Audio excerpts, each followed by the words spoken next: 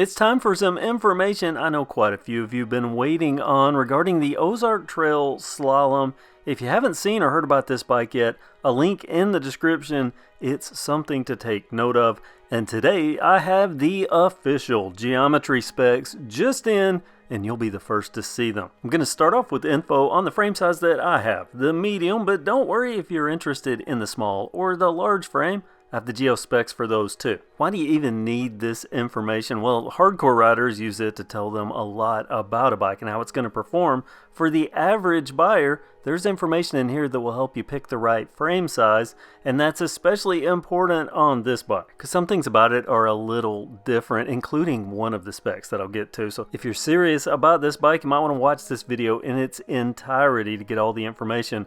Let's get going. Medium frame, first spec, stack, 614.2 millimeters. All these are in millimeters, and the reach, a lot of mountain bikers want to know this, 450 millimeters. Head tube, this is the length of the head tube. Some bikes 100, some 110, 120. This is 115. Rear center, this is a measurement from the middle of the hub to the middle of the rear axle, and it's 445. Flip that in the other direction, front center, 770. Wheelbase, measured axle to axle, 1,211.7. Bottom bracket drop, 40. Seat tube angle, now this is actual, not effective, 69 degrees. Head tube angle, this is the biggie, what a lot of people want to know. I told you I thought it was close to 64, but I said it could be off by a degree or so. According to official specs, I am off by exactly 1 degree, 65, but I'm going to tell you, I think they rounded up. I'm pretty sure it's like 64.8, something in that range, but officially 65 degrees. Top tube length, effective 605 millimeters. Seat tube length,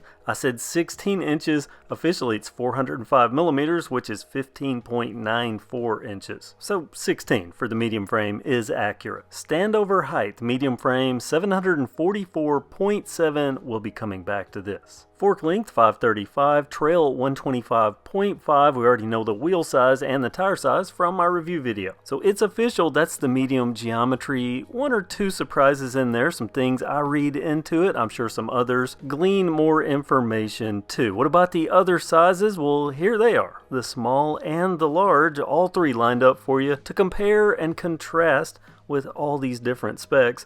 Some critical notes that I see. Consistency. The head tube angle 65 degrees across all models. Note that the small frame is a 29er. It's not always a given. Usually bikes that are 29ers, when you get down to the small frame, they step it down to 27.5. This a 29er even for the small. And note that the small frame is a 15 inch. I've converted it here for you. And that the large is 17 inch. Now you may have seen that placeholder link on the Walmart website that's not fully developed yet, and it says 19 inch for the large frame. Well, the large frame is actually a 17 inch, and I'm sure a segment of people have just recoiled. But let me give you a word of caution about this and about shopping for these bikes. Don't go into it thinking, hey, I ride a medium, this medium will fit, because the medium here is a 16 inch and that the standover height is 29.32 inches when equated out. But there's textbook standover, and then there's what you actually do when you stand over a bike.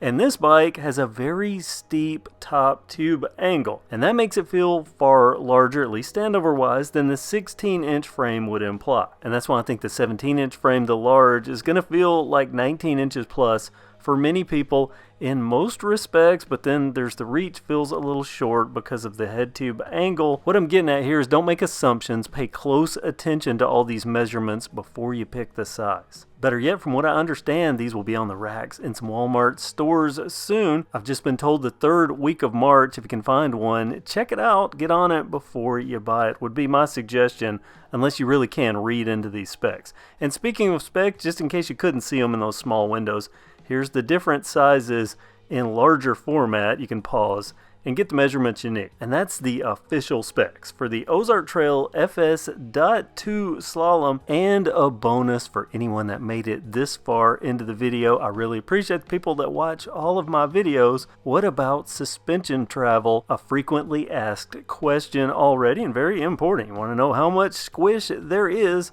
on a dual suspension bike. The official word, 120 millimeters of rear travel. However, I'm going to put an asterisk on that. I'll let you know why in an upcoming video. First, I need to do more testing, but that's the official spec along with all of these others. I hope this information helps you out. Comment below if you have any questions or what you think about these. I really want to know what you think about the specs. Does anything surprise you? Let me know in the comments. Also, make sure you're subscribed and you have that notification bell active because there's even more videos coming on this bike, including my upgrades already started. You'll want to see them. Thanks for watching and have a great day.